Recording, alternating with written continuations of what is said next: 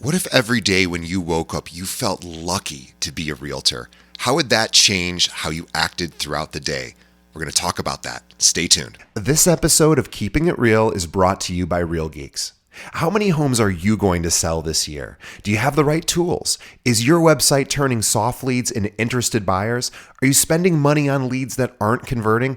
Well, Real Geeks is your solution. Find out why agents across the country choose Real Geeks as their technology partner.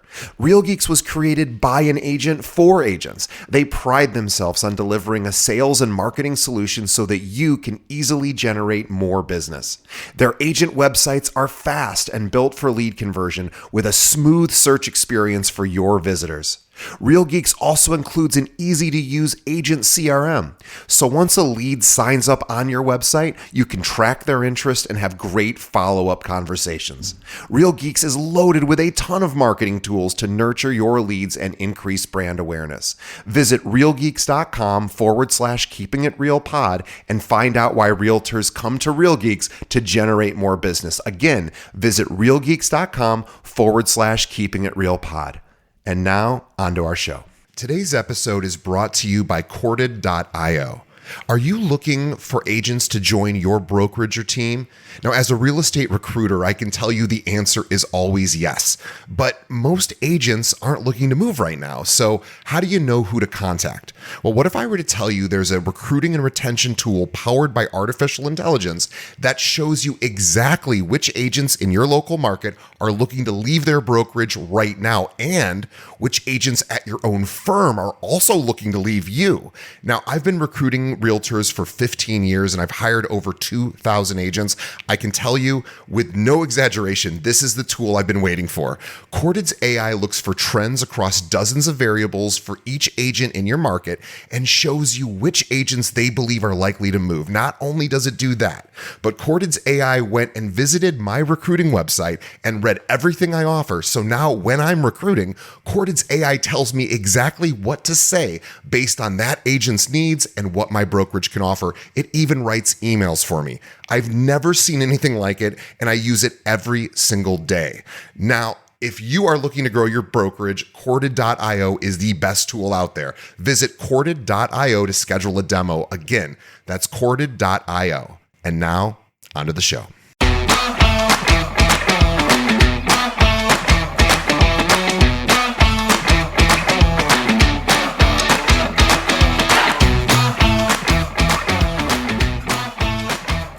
Hello and welcome to another episode of Keeping It Real, the largest podcast made by real estate agents and for real estate agents. My name is DJ Paris. I am your guide and host through the show. And in just a moment, we're going to be speaking with top producer Bari Mill. Before we get to Bari, just one quick reminder. I have just created a tool that I would love for you to test out for your listings. So I created a listing rewriter, which basically goes through 6 or 7 different edits of your existing listing description, rewrites it from all these different perspectives and creates actually 3 different variations that you can choose from or mix and match. It's amazing. Every realtor that has used it so far has given me feedback saying it's the greatest thing that they've used so far, and it really enables you not to have to worry about crafting the perfect query inside of ChatGPT and how to get a listing description better written. So go to listing.joinkale.com. It's completely free. It's my gift to you. Give it a shot. Just let me know how it works for you. And if there's any edits to it or any improvements you suggest, let me know so I can keep improving it and making it better for you. Again, listing.joinkale.com. Basically just drop in a listing description, give some general information about the property, and we will do the rest. In fact, it not only looks at your listing description, it actually looks for anything in the immediate area that we may want to feature in the listing description outside of the home, and also looks for things inside of the home that you might have missed. So it's really cool. It goes through a lot of different steps. Give it a shot. I know you'll like it. All right, let's get on to my conversation with Bari Mill.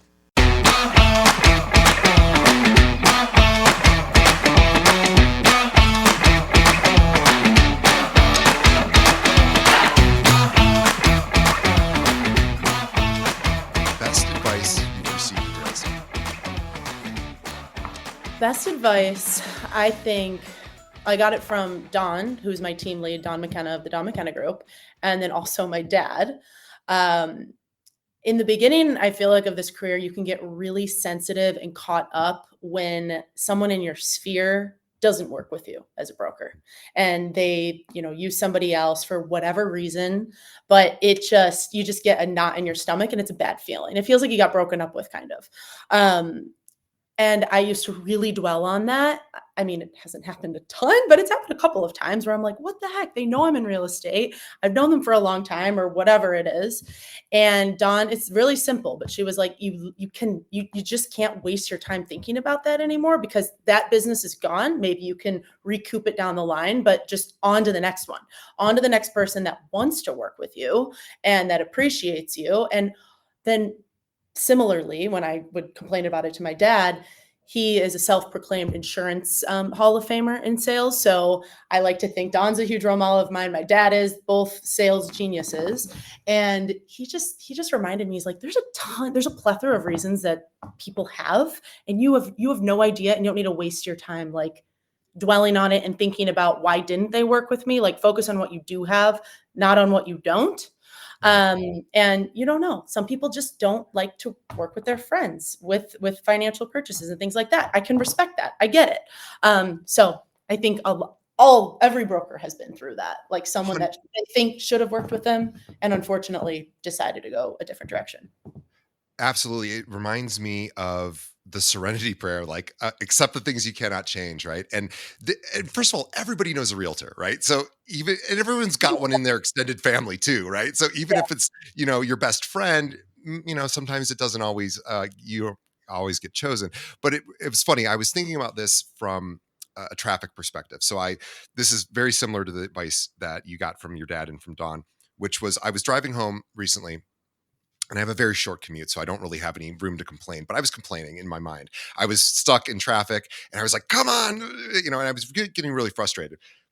And I realized I am making myself miserable and there's literally nothing I can do about this. Like I have no control over this and I can choose to be frustrated and unhappy for the next 10 minutes, or I could choose something else. And I was like, what could I do right now that would actually make me happy? And I thought, I could call my parents. I could call a friend. I could call my fiance. I could, listen to a song or a podcast. Yeah. Yeah. And I literally realized in that moment, like, you get to choose. And so it's kind of like that. Like, so something doesn't go our way. And we pout about it for a moment. And then it's like, now we get to choose. And I think getting to choose is always something that it's easy to forget. It's like it's more fun to complain, but it's actually much better just choose something else to focus on. And I sat there in traffic and I was like, now all of a sudden I'm happy. Like I'm actually happy. I was literally pounding the steering wheel a moment before. And now I'm like happy. I go, that is the brain is a really funny thing. Like it can literally change in a moment just by changing focus. Okay. Yeah, it is applicable to other things. I guess the moral of the story is for the real estate version of it, like you just can't take it personally. And it's probably, you didn't do, most of the time, you didn't do anything wrong. So just move on. Yeah. Okay. That's best advice. Worst advice. I was trying to think about this and I don't know if there's like explicit horrible advice that I've gotten from an agent or somebody in the industry, but I've seen things I don't want to replicate, I guess would be a nice way of putting it.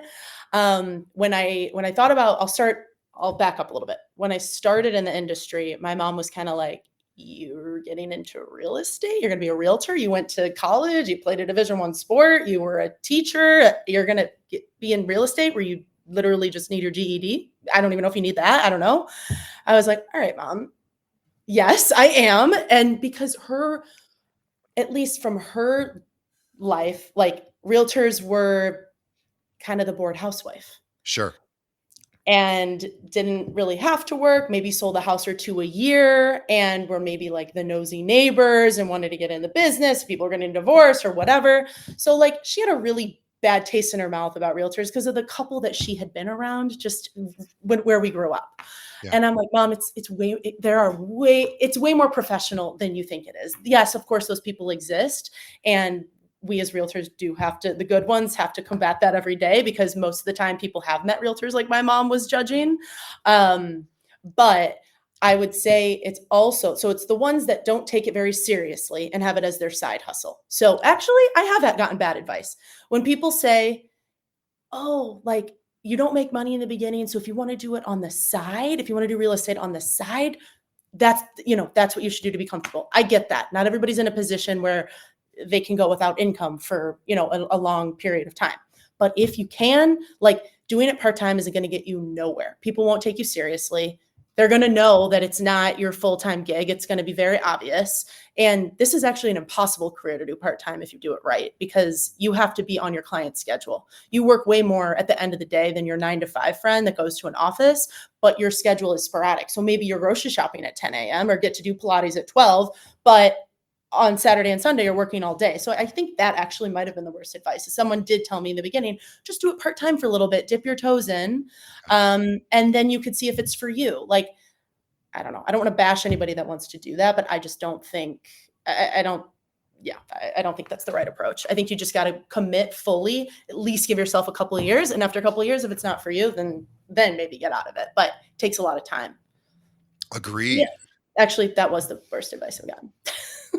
Bari Mill is born and bred. She is our guest today. She is a true Chicagoan with a deep passion for her hometown and its many diverse neighborhoods. She is in her 6th year here in real estate and was with the Dawn McKenna Group with Coldwell Banker Realty. She has built a reputation for exceptional service and is on track this year to close out over $40 million, which is unreal for somebody in their 6th year. Originally from Chicago's northwest suburbs and now a Lincoln Park resident for the past 6 years, she offers a nuanced understanding of the city and a genuine commitment to helping clients find the right home.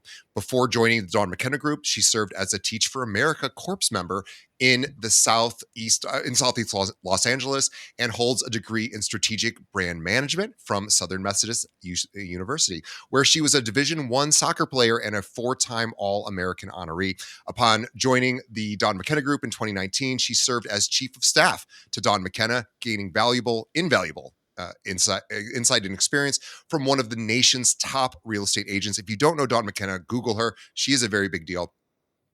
A very big deal here in Illinois, in Florida, and in all the other markets she serves. She's incredible. And Bari now works full-time in sales. Outside of work, she enjoys exploring Chicago's restaurant scene, planning her next getaway, and strolling through Lincoln Park with her husband and their munchkin, Bernedoodle Snoopy. Welcome, Bari. Thank you. Thanks for having me, DJ. I'm excited to chat with you. So, me too.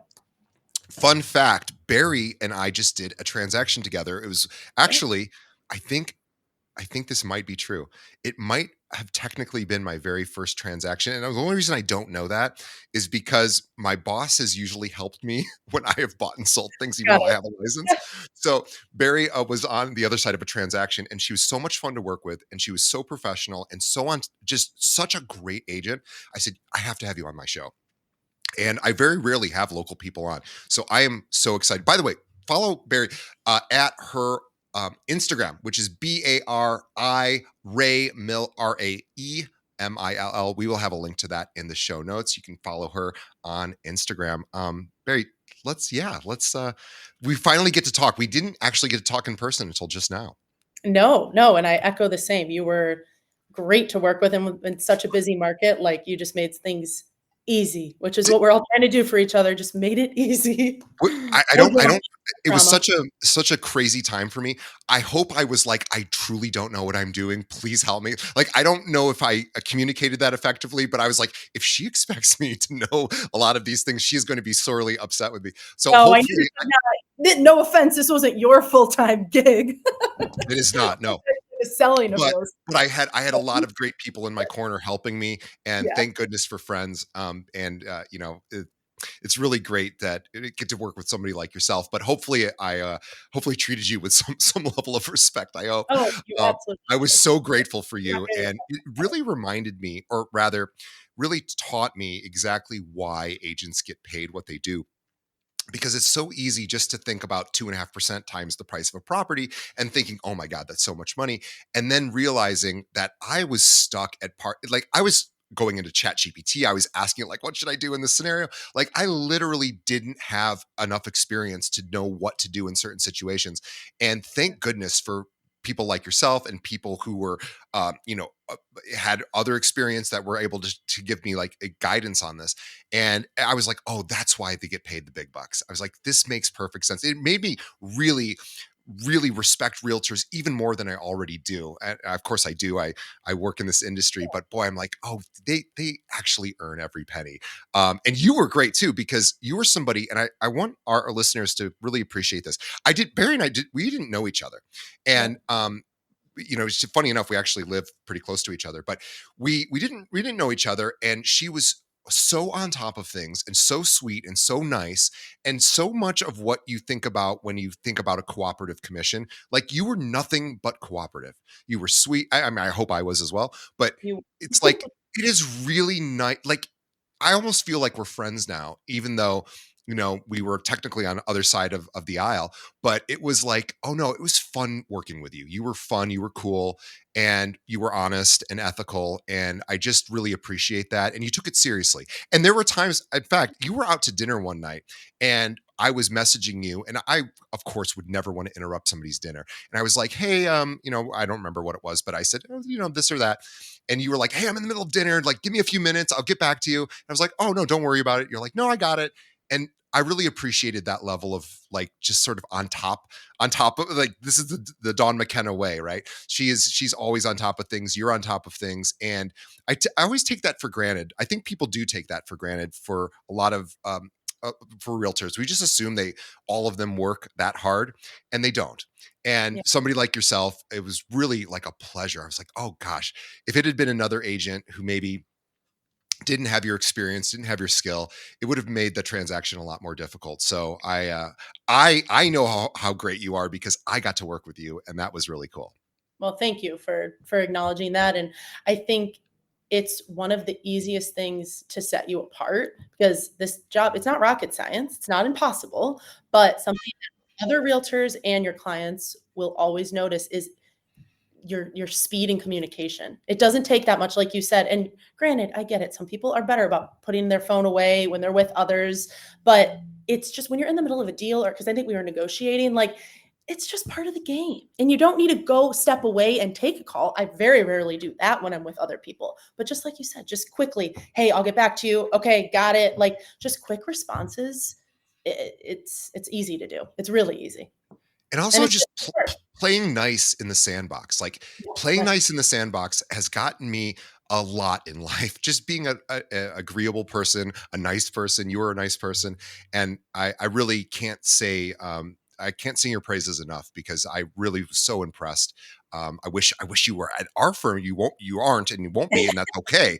But I really am so impressed, and I'm so excited to have you on the show. Let's talk about your transition. So you're an athlete, you're a jock, Yes. and let's talk about what that sort of looked like in college, because I love college athletes. I mean, Division I, amazing, but specifically what I love so much about that is you basically have two jobs in college now. Yeah. You have to do twice as much as everybody else, and perform really highly levels for both of those at SMU.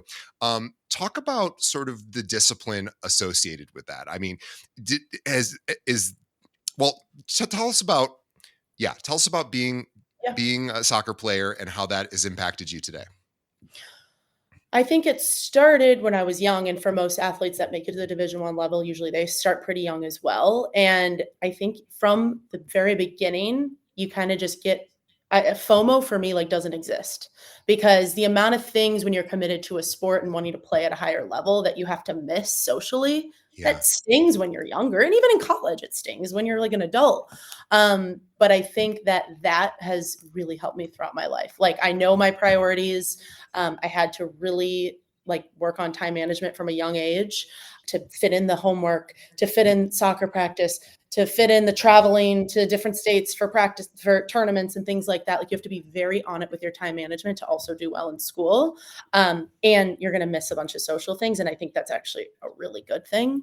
And then I think that translates into no matter what profession you take on, because you are not, you're more focused, and you're not wrapped up in the wrong things, or missing this or missing that or that. Like, you're just laser focused. And honestly, I find myself when I'm not super busy, I'm like less efficient, I'm less productive. Yeah. And when I am really busy, like transitioning from actually into this career, because from college to then teaching to then real estate is the most flexible of those three, right? Because in college, you have your classes, you have your practice, you have Yep. this. And then in real estate, it's like, oh gosh, what do I do with my day? When you build a nice book of business, your clients mandate what you do. But there's a lot of time. You kind of get a lot of time on your hands. And that was actually hard for me in the beginning because I was used to people telling me Yeah. what time to do things. But I think because I loved the structure that sports brought me, I was able to do that for myself, like in not as stringent of a manner. But so I think, yeah, the time management was really helpful. And just the natural discipline that you get from being on a team and working at a higher level.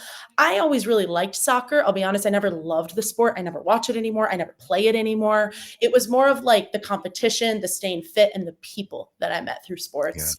They're my best friends. Like three, or actually, I think half of my bridesmaids, I got married 3 years ago, were soccer, like people that I played soccer with either growing up or in college, because they're salt of the earth. We've been through hard things together. We've picked each other up. You're just in it together. And that's why I knew in real estate, it can be a solo sport, and I'm not a solo sport girl at all. So I'm on a team. A bunch of the other people on our team were actually athletes, whether it was in college or, playing competitively growing up. And I think you always hear like, oh, realtors are sharks, and, it's so they're not team players. Not on our team. And that's, I think, why I love it. And it reminds me of when I played soccer, because we're all in it together. I do deals. I split deals with my team members because I'd rather get less commission and do it with them. Yeah. It's better to work together. I don't know. So if that answered your question, I kind of went all over the place. It answered it in a lot of different ways. And what I heard is a lot of structure, right? So like for you, you grew up with a lot of structure around the discipline for performing in soccer and athletics. And then of course in college, having that structure and discipline as well. And also the one thing that I imagine was probably most helpful for you from the time you were little till, even now, is the willingness to be uncomfortable, the willingness to sort of sacrifice, as you said. You Yeah. didn't get to go to all the cool events when you were, younger, and that's a bummer. And you got other experiences that have helped you, get to $40 million in 6 years in real estate.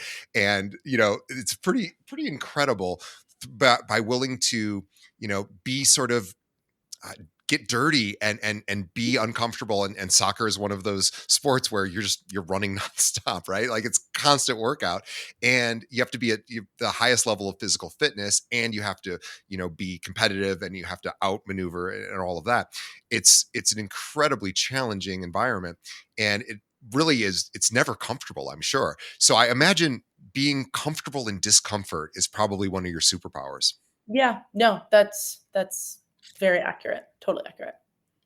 Yeah, I was thinking about this recently. Like, I was thinking that we've made our lives so comfortable with technology and different, we live in this amazing country with all sorts of amenities, and we're very, very fortunate. And I think it's probably a little too comfortable. And putting obstacles in our path is probably a good idea. Like I know when I go to the gym, I have to, like, every time I go to the gym, it's the hardest thing I've ever done in my life. Every single time, if you do it right. And Yeah. it's like, oh yeah, you have to be willing to put yourself in discomfort, because that's where you temper your sort of yourself. You're able to sort of endure. You're like, oh, and you know this because you're an athlete. And the other thing I wanted to talk about is being coachable. And this is maybe the most important thing. There's discipline, which you have, structure, and then being coachable. Like, how critical is it? Like, you didn't come into this assuming that you could just learn it all yourself. I imagine you've been with Dawn for a while, and others probably. How important is coaching for you? I think it's really important. And I think people need to put their ego aside, because Yeah. I think a lot of people come into real estate from other walks of life and other careers, and it's usually not their first career. And so you feel like, you're entitled to know a lot of it. You should know a lot of it, but it's so different than whatever you were doing before. Even if you were in sales before, it's different. You have something new to learn. So I think just putting your ego aside and learning from people that you respect and want to emulate is super important. I came in and I was still pretty young. So even though I still don't like to think I have an ego and I'm 30 now, I was, what is that, 24, 23, something like that when I got into real estate. So I knew nothing about real estate aside from the fact that it was really cool that you could sell pretty homes and make money. So I knew I needed a mentor. And like I said earlier, I love being on a team. So I didn't just want to join one other broker and just be with one other. It's fun to be with a plethora, a bunch of people that you can learn from because everyone has a different style. So what was really cool about being on my team is we have a rock star, Annie Lenski in Lake Forest. She's been in the industry for like, I don't know, maybe 20 years, 15 years. Her mom was in it before her, still is. She owns Lake Forest in the real estate market. She has a very different style than Dawn. They're both incredible agents and had great success, but I was able to learn from two different styles. And this is maybe how Annie would do things. This is how Dawn does things. Lauren Walls does things this way. And I will, like, depending on the situation, I'll pick up the phone and call one of them or maybe two of them and get their advice and be like, ooh, okay, I like what Lauren said about this, I like what Annie said about this. So I love to be coached. And I like to, now I feel like I'm at a point where with some of the younger team members, I like to coach a little bit now because I have some experience under my belt. But I welcome being coached. I love it. I'm not someone that thinks I know it all because I definitely don't. So Let's talk about how you get business, right? Because obviously you're in your sixth year, things are starting to pick up in a very significant way, more than most agents at your level or at your tenure. So let's sure. talk about, what do you think you did differently than other agents to help accelerate your business? Yeah. Well, I think that the 2.5 years that I took being Dawn's assistant, her fancy version of it was chief of staff, was incredibly helpful because it allowed me to be on a salary, learn from the best, and also start to build my book of business where I wasn't feeling a ton of pressure. Because that was like extra income, like people that wanted to work with me in the city while I was still like full-time working for Dawn and helping her clients and helping her business and being on her emails. I had a burner phone. I had a second phone of hers where I was replying to clients, taking her buyers out. Like, she was my focus, but it was really cool that she also let me start to build my business because it wasn't an overwhelming amount, like I mean, I think in my second year I had done like, I think it was like 10 million of my own while also working for Dawn. That's still a Wow. good volume, but like I was able to manage it. And I think that goes back to soccer, right? Like I was able to manage heading out to Hinsdale to help Dawn every day and also my book of business in the city because it was so exciting and invigorating to me. And I knew long term I wanted to be full-time sales. So it was worth the hustle to be learning from the best and also starting to grow my book. And again, I keep going back to the team thing. I had team members that were full-time in the city that would help me with those clients because I couldn't service them alone or that I'd be doing them a disservice. They lived in the city. They were full-time. They helped me. So we're just total collaborators. But I think that was part of it. I was able to like build a book a little more stress-free, I guess, is the best way to put it, without a ton of pressure. And my book of business honestly was mostly, I'm from Chicago, so I think that does give you a leg up. I'm fourth generation Chicagoan. My dad's whole family's from the North Shore, so that was helpful. A lot of them live in the city and the North Shore. They were great at giving me referrals, so my family was integral. My husband, honestly, if he ever listens to this, he'll love that I'll give him a shout out because he always likes to say whenever someone from his sphere like works with me, he's like, that goes on my tree. That goes on my tree. But he has given me a ton of business. He is an awesome network that I've tapped into and they're really our good friends. But he was investment banker at Goldman Sachs for years. And those guys, I'm telling you, find a niche. And that was my niche, was finance, because it made sense. My husband was in finance and he had a great circle of friends and they make a lot of money at a young age. And I was helping them with rentals, high-end rentals. And then after a couple of years, they were ready to buy. So that I have to say, I think that really started because then that spiraled. I did a really good job for them. Investment bankers, like you were saying earlier, really appreciate quick responses. Yeah. One of my clients literally said, you're an investment banking level realtor, meaning like they will get harped if they don't reply to an email in like 2 minutes. Like Yeah. 24, get back to you in 24 hours. Like that is not a thing in that world. And I was married or I guess dating that, now married to that kind of same thinking. So I did the same, and I naturally am like that, but he kind of reinforced that. And those clients really appreciate it because they don't have time. They work crazy hours. They work till 2 a.m. So it was actually also really good because they buy real estate very quickly because they don't have time to be like, oh, let's see 7,000 places, put in 5 million offers and get a deal. Like, no, they make good money. They want a nice place and they want you to cut the fat for them. They don't have a bunch of time to sift through Redfin and MLS and all of that. So I think finding my niche in that finance world and then just the rest of my sphere was super helpful. So it was very, very referral based. And then I'm lucky enough to have proven myself to Dawn and other team members. So I get a lot of referrals through our team too, from Dawn and other team members and other, like in our Naples office and our New Buffalo office. So that also I benefit from that as Yeah, well. you earned it, right? You earned your spot. And I think you've earned everything that you've achieved in life. Like really. And I think through just sheer force, right? So discipline and consistency.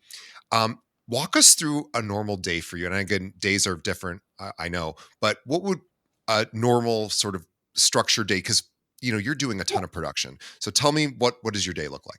Yeah, I'll try to channel like my spring day because I feel like right now my mind's on December and it's quiet in a great way. And I love the quietness because most of my deals are under contract and almost closing or they've already closed. So it is definitely quiet right now. So my days are pretty awesome currently.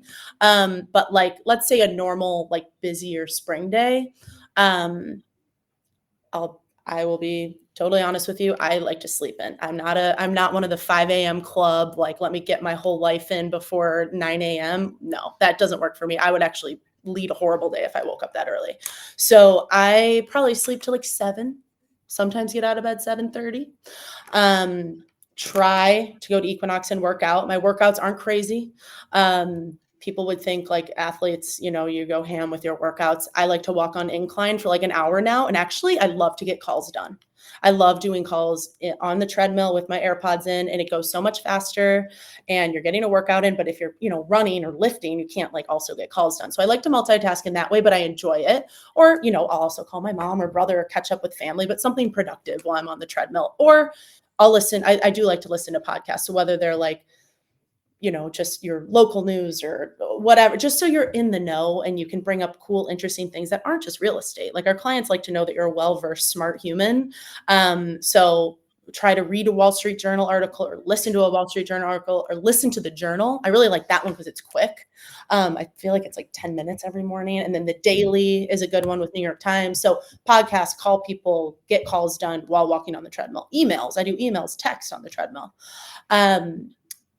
Also, I have a 1-year-old puppy, so take him out, play with him, whatever. So I would say the bulk of my day, I rarely set appointments before like 10 or 11, honestly. I'll do it. I have no problem with it, but I have a little bit of a slower start.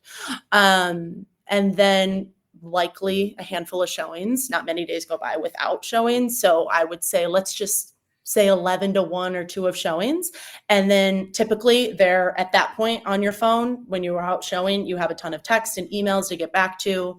I do have a transaction coordinator who helps me a lot. So she'll write the offers for me. She'll help me just get everything organized, the earnest money, all of the contract stuff. But I haven't completely relinquished control. So I definitely still will go through all of that. So I would say after showings, you're at 1 o'clock, just kind of catch up on your phone and on your computer. And then that kind of brings you to the rest of the day. And it's just so sporadic. I take phone calls whenever they come in. I'll book phone calls, maybe there's a buyer appointment, prepping for a listing appointment. I'm a huge preparer. I don't really like to fly by the seat of my pants. So if I have a listing appointment the next day, I'm at least prepping for a couple of hours, knowing all the comps perfectly, getting the package together, doing research on the sellers and everything. So just preparing for whatever's coming up. I don't like to do things the day of. It makes me nervous. I'll be sweating. Like I need to be prepared something I would like to work on. Yeah, that's kind of it. But as you know, it just changes every day. I try to go with the flow as much as possible because it's just evolving.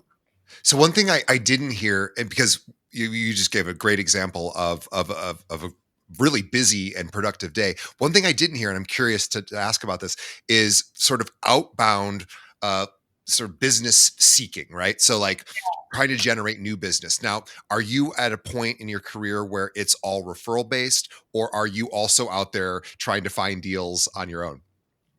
I would say a little bit of both, and I think the season really matters for this. So if it was in the spring, I'm not super caught up in trying to get new business because I'm just trying to stay above water with my current business. Right.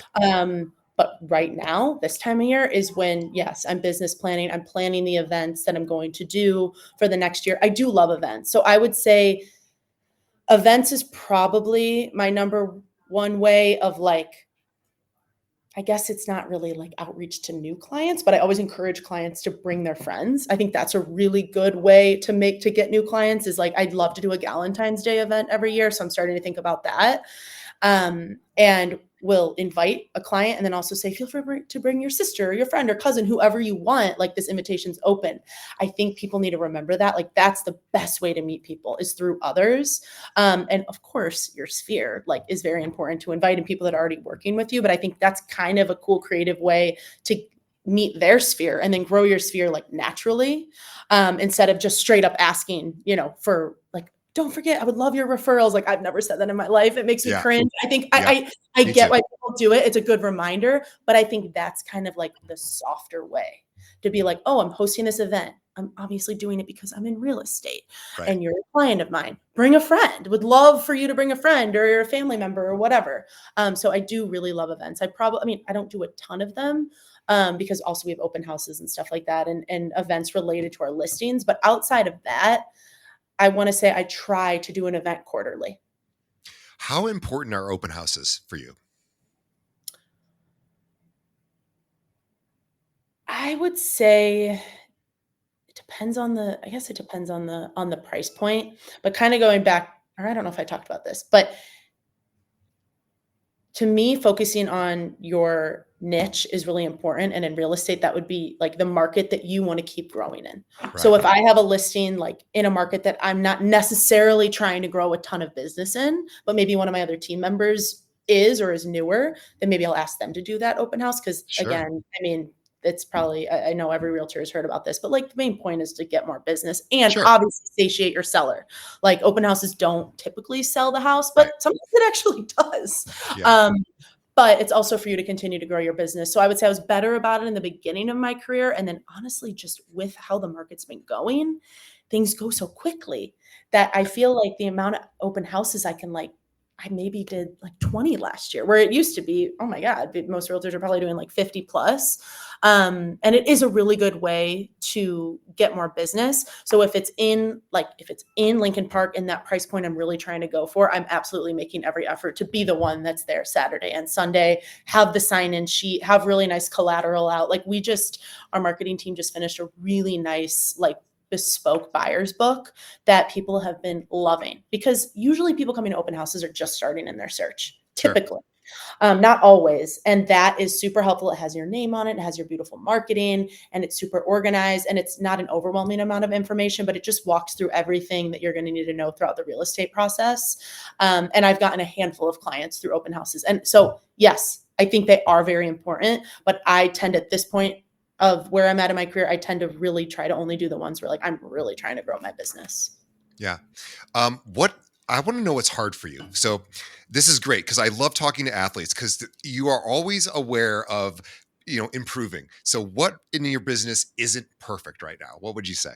Just so Uh, that we know you're not a superhero. no, Everyone's got challenges. What's your biggest challenge? CRM, easy. Tell me about it. Oh gosh. Well, I have a really sloppy one, I'll be honest with you. Like I haven't updated in months and it's something that's been on my to-do list with like, you are like my husband reminds me, you're literally not a professional if you don't have CRM. Like this is a fake business. Like you're just getting lucky. Like he literally tells me that. He's been telling me that for years. And he's like, you are missing out on so much business. And he's right. I mean, Yes. it's just one of those things that is not that hard. And if I just set an alarm or a timer to like input clients for 10 minutes a day, 5 minutes a day, something, it's not that hard. So yeah, I might say I'm super disciplined. I'm not disciplined with that. And that is not hard to do. And I know Is that is well, that and something that you're committed to sort of figuring out in the this future? year, this year, This I'm this doing is it. this is the year, yeah. This I, is, this I is the pick something every year for my business, my personal life. I pick, something that I'm going to give myself a year to solve this problem, right? And I love year. that you're, I like that. Yeah. A year. yeah, give yourself a year, and it's worked really well for me. But I do like the idea of you knew exactly what it was that you were not good at, and you owned it. You didn't make apologies for it, but you're also like, okay, I'm not doing this thing that I should be doing. Totally normal. Like, you can't be good at everything, and you're also not letting yourself off the hook, but you're also not beating yourself up. You're just kind of Yeah. like, okay, I'm not doing this thing right now. I'm going to figure it out. And I think that's such a great mentality to have because we all have at any point in our business there's always something that's falling through the cracks, every human being on the planet. So I Yeah. love that you know what that is and that you're working on it, and I love that. So let's talk about uh, I want to hear a little bit more about sort of how you think about working with clients. Like, what do you think, what is your actually, let me give you a different question. Okay. When it's a really hard day, what pulls you through? It's a What is your really, why? that's a good question.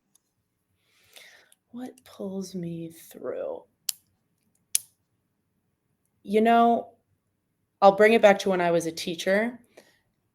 You have a set salary every year, right? You have maybe a certain amount of bonus you can get every year.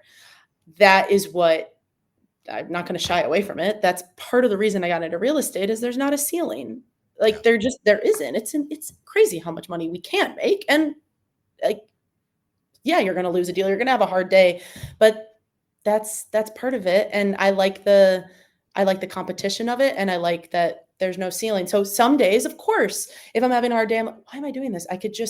I have the credentials to be at a job where I still would probably make a nice salary and go home at 6 o'clock and you take the weekend off and turn my phone off. Of course, that goes through my head sometimes. But I think just the competitiveness and internal like grit comes out. I'm like, but that actually sounds really boring to me. Like at the end of the day, that would get old, like being on a hamster wheel really quickly. So I think I just remind myself that today sucks. Go get a McDonald's, Coca-Cola, and French fries and watch like horrible TV, and tomorrow's going to be better.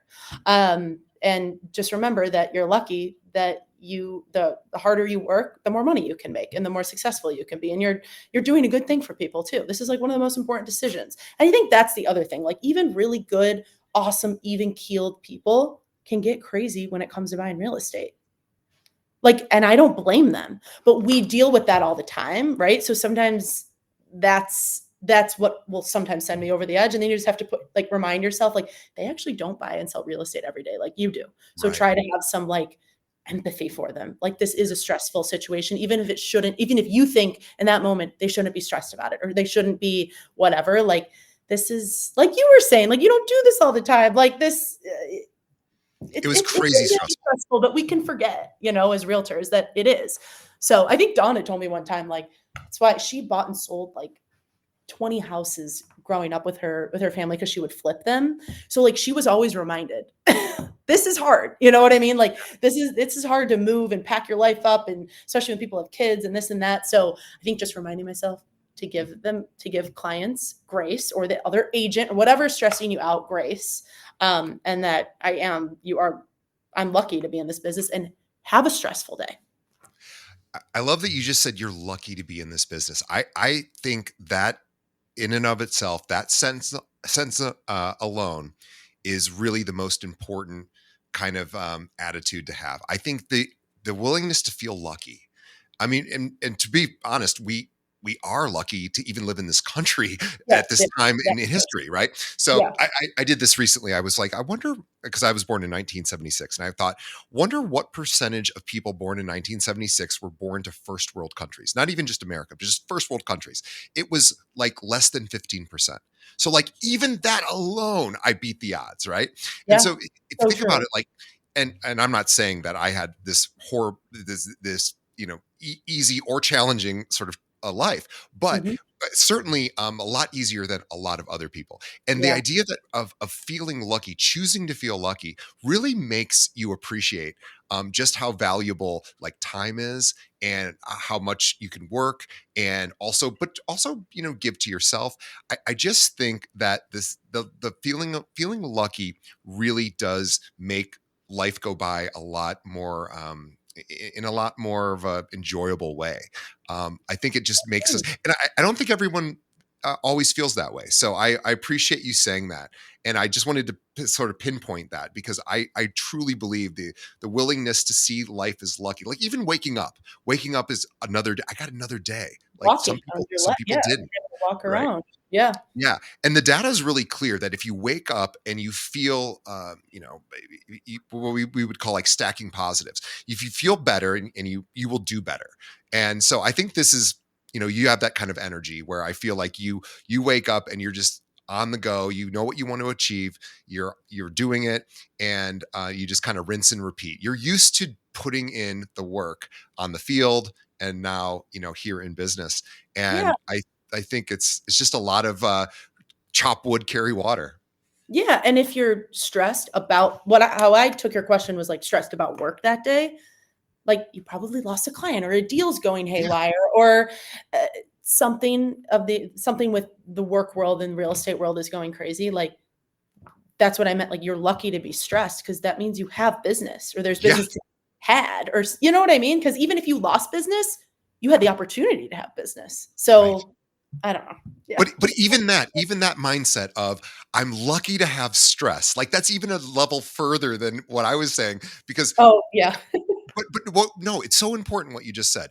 I'm lucky to be stressed, because if I'm stressed, it means I'm busy. If I'm busy, it means I'm working hard, right? Yeah. Like you are literally giving us such great advice. So I encourage everybody to adopt Barry's mindset here. This is she's been this way her whole life, because she's been on teams, she's been coached, she knows about sacrifice and discipline, and also feeling fortunate, and giving. I think also too, being in a team sport. I think you were talking about this earlier. Sort of contribution, being able to collaborate with others and give to others. I think is also part of kind of who you are. But I think so important for us to feel sort of just good about ourselves, and really helps us through those challenging days when we consider like, oh, I'm lucky, I get to do this, I get to have these problems. These are good problems. They're still Yeah. problems, but they're good problems to have, and they're Yeah. good problems to solve. And there's always a way through a problem. There's always ways through.